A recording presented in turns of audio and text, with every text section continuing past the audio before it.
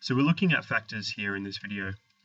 Now what factors are two whole numbers that times themselves to get another number. Generally in questions though, you'll be asked to find factors of certain numbers. So for instance here, find the factor of 6. Now what we need to do with a question like that is to say, okay, what two numbers or what two whole numbers times themselves to get an answer of 6? So the way that we do this, or the way that you solve it, is you start listing all the two numbers that times each other to get an answer of 6. Now the easiest one to do, or to begin with, is always number 1 and the number itself. So 1 times 6 will always give you an answer of 6. So that's the first factors. The next one is you can always work up. Now being an even number, a little trick is that any even number is going to have a factor of 2. So 2 will be the next number that we try, and 2 does go into 6, and it goes into 6 3 times. The next one we've got is, then you work up again, and 3 also goes into 6, and it goes in 2 times. And then also 6 goes into 6, and it goes in 1 time. Now what you'll see though is that when we start listing out the factors here, we've kind of got numbers that overlay. So what we want to do here is be careful that we don't overlay the numbers when we list out the factors. We only need to list them once.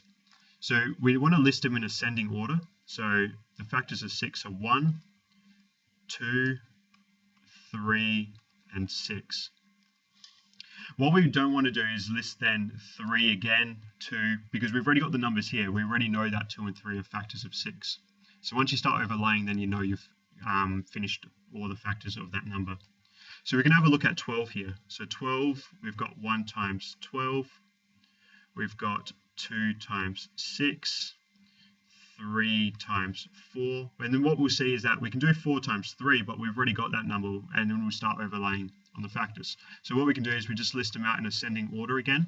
So we've got 1, 2, 3, 4, 6, and 12. Now with this next one, a little trick, when we see numbers like 16, 9, or 25, or so on, all these perfect squares, is that you'll find after listing the factors, 1 and 16, 2 and 8, and then we've got 4 and 4. What we can see is that we've got, again, an overlay of numbers. 4 times 4 is equal to 16. And so when we list out the factors here, we only need to list them once. So we need to list the 4 once. So we don't need to rewrite that. And 16.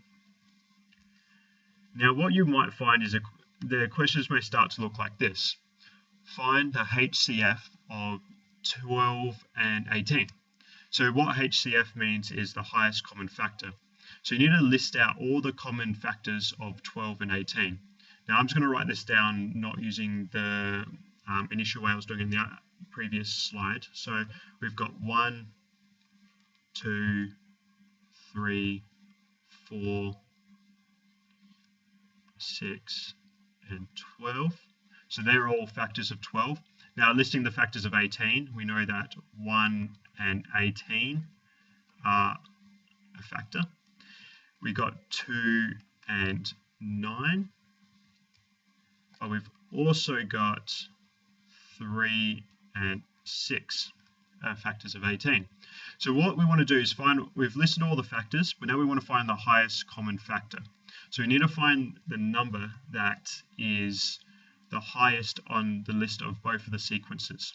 So we can see that 12 isn't a factor of 18, so that's not going to be a common one between the two. However, we can see here that 6 and 6 is indeed a factor of both of the numbers.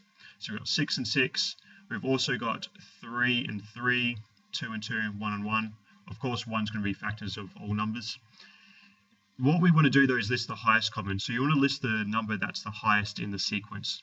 So the highest common factor for this sequence here of 12 and 18 is in fact 6. Thanks.